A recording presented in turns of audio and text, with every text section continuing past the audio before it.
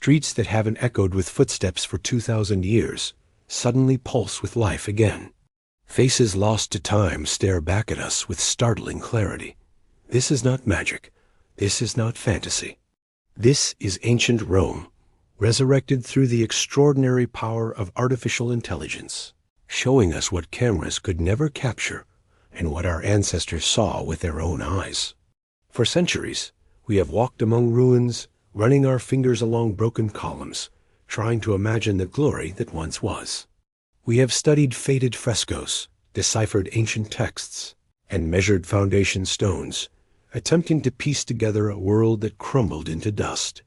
But something was always missing: the color, the movement, the overwhelming scale of a civilization that ruled the known world for over 1,000 years.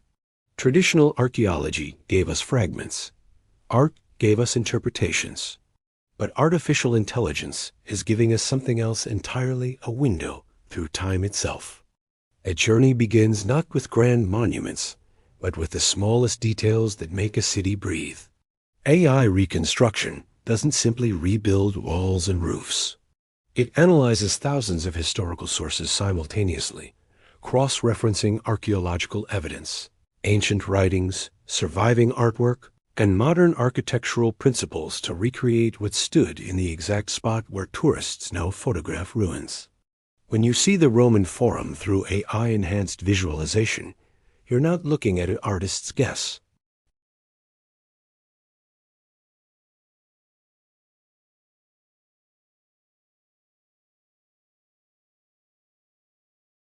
Imagine standing at the base of the Colosseum, not as it appears today, a skeletal shell of travertine stone, but as Roman citizens saw it in the year 80 AD, the AI fills in what time has stolen.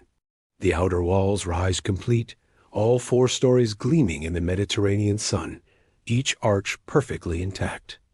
The massive awning system that once shielded 50,000 spectators from the scorching heat unfurls overhead, operated by sailors from the imperial fleet, who specialized in managing these enormous canvas sails.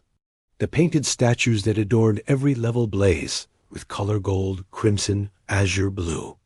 The crowds are there too, rendered from data about Roman dress, social classes, and demographic information. You can see the toga-clad senators in their reserved seats, the common citizens in wooden benches above, even the emperor in his special box, surrounded by guards whose armor reflects the afternoon light.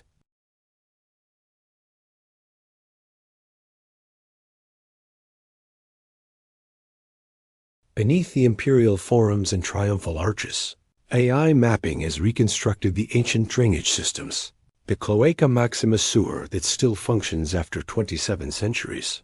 The network of aqueducts that brought fresh water from mountains 40 miles away. By analyzing the engineering principles described by Vitruvius and Frontinus and comparing them with physical evidence, AI can show us water flowing through lead pipes beneath marble streets, explain the precise calculations that made these gravity-fed systems work, and reveal the incredible sophistication of Roman urban planning.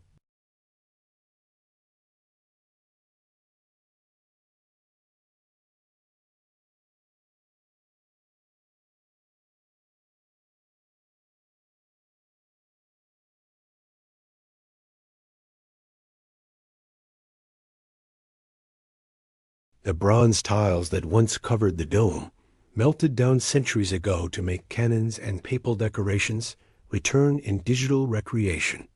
The building gleams as it did when Emperor Hadrian dedicated it. The oculus in the ceiling, that perfect circular opening to the sky, becomes the centerpiece of an astronomical instrument, as AI demonstrates how sunlight moved across the interior to mark religious festivals and seasonal changes. The colored marble floors, now worn smooth by millions of footsteps, regain their geometric precision, each panel carefully selected from quarries across the empire to create a map of Roman power rendered in stone.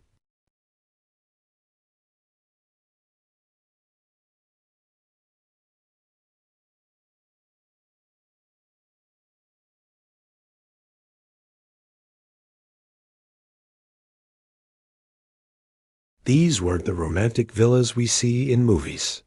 They were 5- and 6-story structures, crowded and chaotic, where families lived in single rooms with no running water, no heating, and constant fire danger.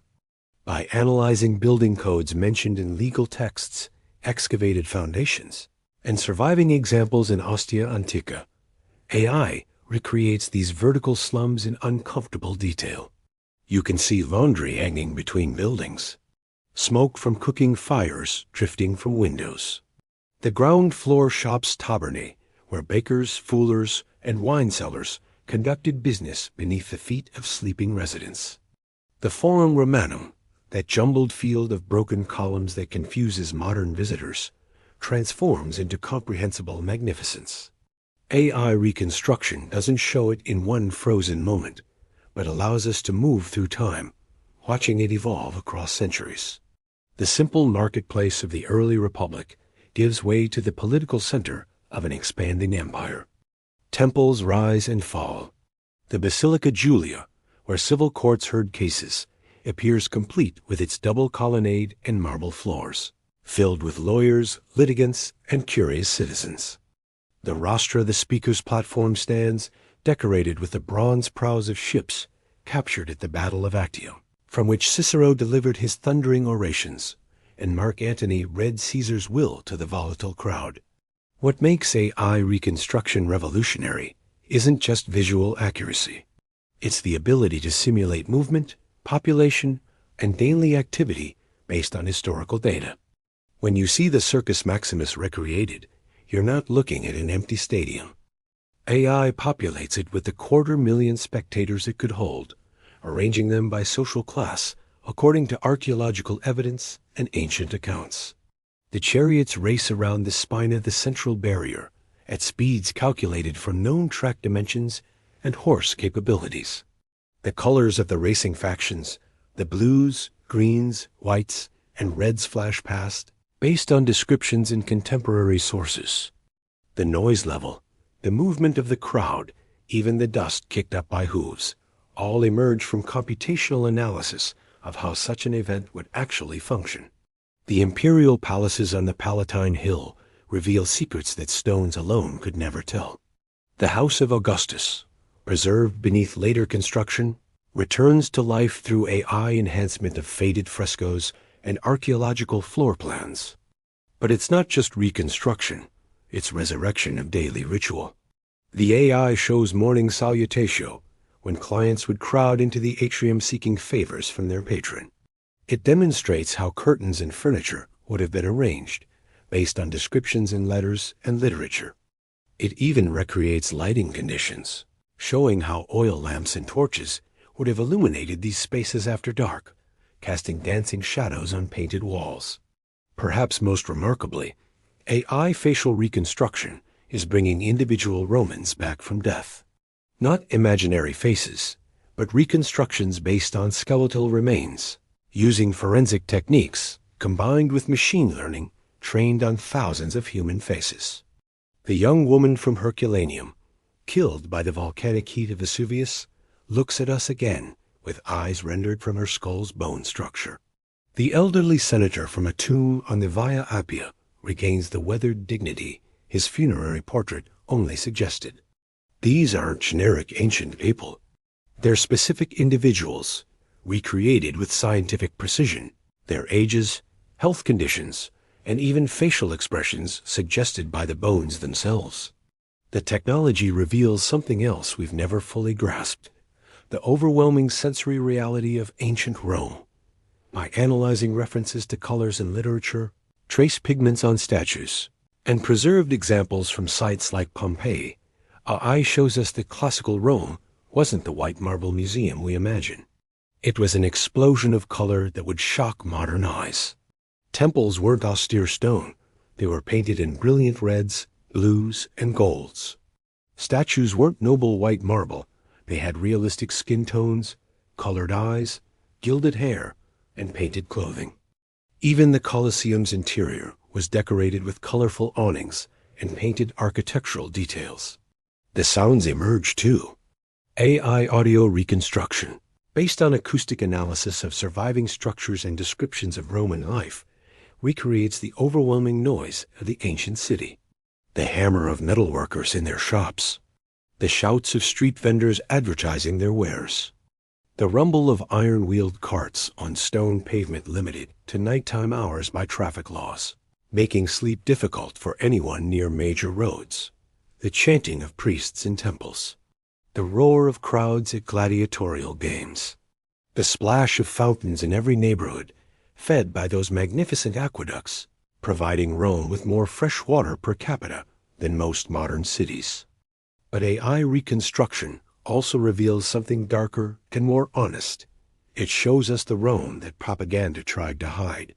The massive slave markets near the Forum, where human beings from conquered territories were sold like livestock. The cramped, dangerous conditions in the mines that produced the silver that funded the empire. The brutal reality behind the entertainment, the condemned criminals, and prisoners of war who died by the thousands in staged hunts and executions. I doesn't sanitize history. It illuminates it completely, forcing us to confront the human cost behind the marble magnificence. The technology even helps us understand Rome's ultimate mystery, its fall. By creating accurate reconstructions of the city across different centuries, AI visualization shows the gradual decline in stunning detail. The aqueducts falling into disrepair, their maintenance requiring expertise and resources the later empire couldn't provide. The population shrinking, entire neighborhoods abandoned, squatters camping in the ruins of once grand buildings. The marble being stripped from monuments to burn for lime, destroying irreplaceable artwork to make building material. The transformation from a city of 1 million inhabitants to a medieval village of perhaps 30,000, huddled among ruins they no longer understood. Yet in this technological resurrection, we discover something unexpected. The more accurately we reconstruct ancient Rome, the more human it becomes. These weren't mythological figures living in a storybook past. They were people remarkably like us, dealing with traffic congestion, housing costs, political corruption, and social inequality. They worried about their children's education, complained about the weather, gossiped about celebrities, and argued about politics. The AI reconstructions capture graffiti on walls, ordinary Romans writing jokes, love declarations, and rude comments about their neighbors, all preserved by volcanic ash at Pompeii and now enhanced through digital processing. The faces that look back at us from these reconstructions carry no mystique of ancient otherness. They're human faces, with the same range of emotions we recognize in the mirror. A mother's concern in the expression of a woman from a family tomb, a young man's confidence in a military memorial, the weariness of age in an imperial portrait. AI hasn't just rebuilt their world, it's revealed their humanity. This is the true power of seeing ancient Rome through artificial intelligence. It's not about creating a theme park version of history or replacing scholarly research. It's about completing the picture that archaeologists and historians have been assembling for centuries, adding the final pieces that transform academic knowledge into experiential understanding. When you can stand in a digitally reconstructed Roman street, surrounded by buildings at their original height, with the sounds and colors and movement of ancient life surrounding you, history stops being abstract dates and events. It becomes real. And perhaps that's what future generations will remember about our time. Not that we had advanced technology, but that we chose to use it to resurrect the past, to honor those who came before us, to learn from their achievements and their mistakes, and to remember that all civilizations, no matter how powerful they seem, are built by ordinary humans who hope their legacy will outlast their lives.